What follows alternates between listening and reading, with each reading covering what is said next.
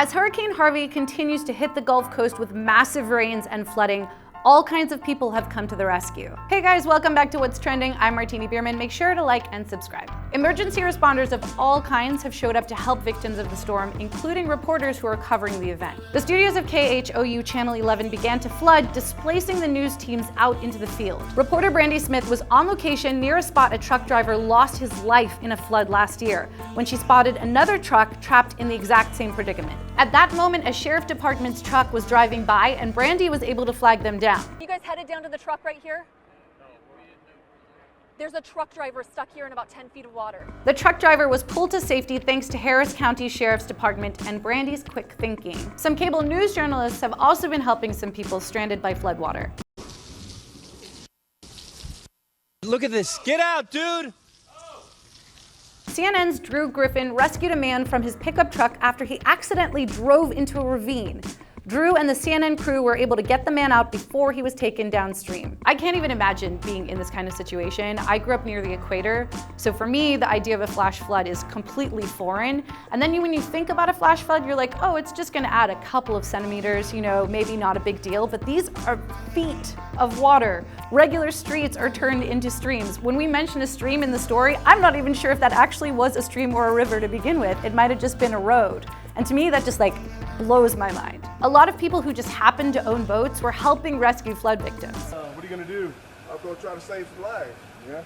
Yes, sir. It's horrible, isn't it? Yes, sir.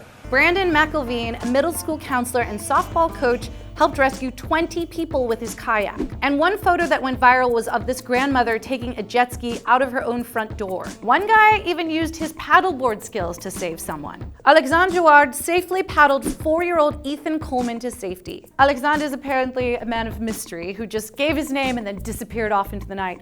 Alexander, if you're watching, I'm also in need of some help. And when shelters began to fill, one local celebrity opened his doors to people who were in need. The Mattress King of Houston. Jim McIngvale, also known as Mattress Mac, opened his furniture stores to evacuees. Mac tweeted out that the stores were open and even gave out his cell phone number for anyone to contact him. Continues to ring off the hook, and we're trying to help as many people as I can. I love stories like this because it's an indication of the kindness and generosity of humanity in times of need. And there are tons of people who are helping the victims of Harvey that you don't see. The dangerous work must be completely exhausting, so they could use a drink. It's a lot of stress. Even if you're feeling under control, the person next to you might not. And that was really an example of what we're seeing here. Look at them sharing water just out of the cap of that bottle. Sure, that's totally water, because I always keep my water in a vodka bottle, and then obviously I then keep my vodka in my water bottles, because where else would I keep that, right? Have you guys seen any other rescue stories that we didn't cover? Let us know in the comments. And if you're looking for a way to help, please consider donating to a charity such as the Houston Food Bank and the United Way of Greater Houston. For more stories, go to whatstrending.com.